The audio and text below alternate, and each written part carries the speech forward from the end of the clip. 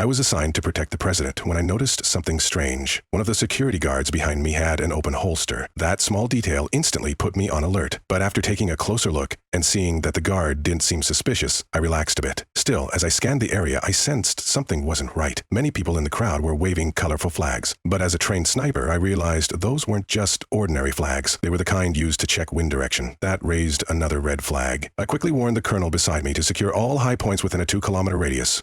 Security forces moved fast, but something still didn't sit right. I noticed the wind at the scene was completely still. Wind matches our setup. That's when it hit me. This wasn't just a threat to the president. It was a trap, and I was the real target. Acting fast, I jumped out of the window just in time. I now understood. I'd been set up and was being hunted across the entire city. All branches of law enforcement, land, sea, and air were after me. While trying to stay hidden, I accidentally ran into a police officer. Fearing exposure, I quickly restrained the officer, told him I was being framed, grabbed his gun, stole the patrol car, and sped off. Wounded from a previous gunshot, I needed a plan. With the streets full of cops, I drove into a car wash to avoid detection. While my car was being cleaned, I bandaged my wound in the back seat. But the police had already tracked the stolen car and soon cornered me under a large bridge. Seeing no other option, I reversed and drove straight into the river. By the time the police reached the riverbank, I had vanished. I escaped by hiding under a passing boat. But I didn't stop there. Knowing all eyes were still on the water, I stole another car and drove away from the area.